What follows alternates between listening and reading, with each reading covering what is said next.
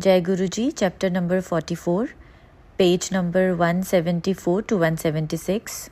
Guruji steers car 100 kilometers without petrol. Mr. Grewal, a businessman, happened to be at his father-in-law's place at the Punjab Agriculture University when Guruji arrived there with some devotees. It was late at night and everybody had langar. Mr. Grewal had to take Guruji back to the temple at Jalandhar. Guruji and he started out in a Maruti 800 and had gone some distance when Mr. Grewal realized that there was no little petrol in the car. He was worried. He was quite sure no petrol pump would be open at that time. It was the early 90s, the heyday of terrorism in the state, and the people shut shop quite early.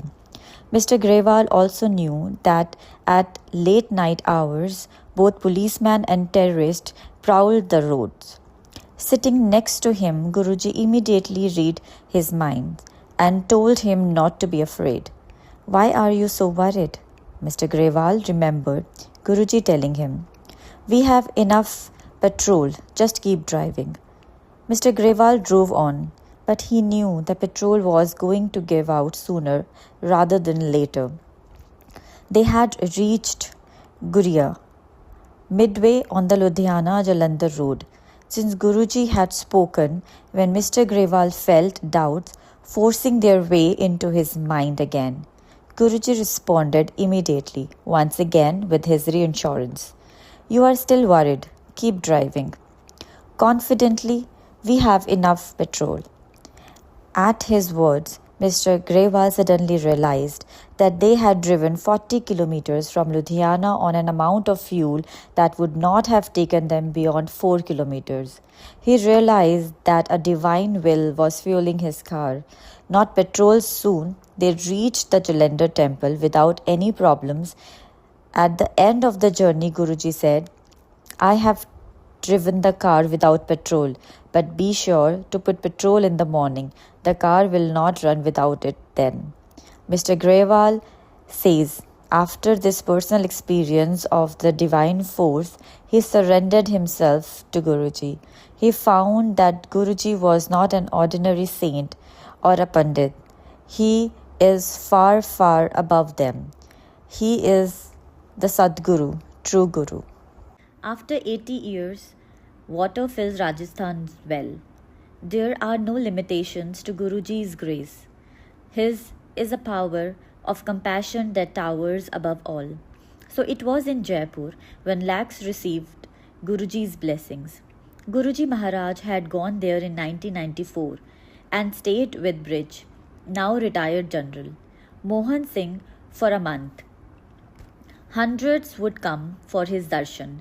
They came from the desert of the Rajasthan in bullocks, carts and tongas, and they came with their worries and problems. Through a glance or a benediction given through the means of a copper tumbler, Guruji would help them. His devotees, Mr. Grewal, one of them, act as interpreters for the people. He remembers how once the members of a panchayat approached Guruji with a peculiar problem. The community well had been dry for 80 years. Could Guruji get it to fill with water? 3 days later, the answer was a very loud yes. Through the streets of Jaipur, the villagers came as a party making noise, celebrations with drums along the way and chanting, "Guru Baba, the water has come." Guruji advised rated villagers never to sell the water. Others who came to him were similarly relieved, whether they were plagued by disease or agitated by mental conflicts or family strife. It was not only the commoners who were blessed when Maharaja and Major Bhavani Singh came. He was carried up to Guruji by 4 people. A few days later, he was healthy enough to walk around. Diamonds in petals out of thin air. Sometimes it is just the heartful desire of a devotee that gets Guruji. the embodiment of Lord Shiva, who is famed as a easily pleased Asutosh, to respond. It so happened with Mr. Grewal's wife, Mrs. Rimple. Guruji was with the Sangat in district Sangrur, Punjab. He asked Mrs. Rimple to come before him and materialized two beautiful diamond studs and placed them on her hands. The Guru's present was gift wrapped in English pound.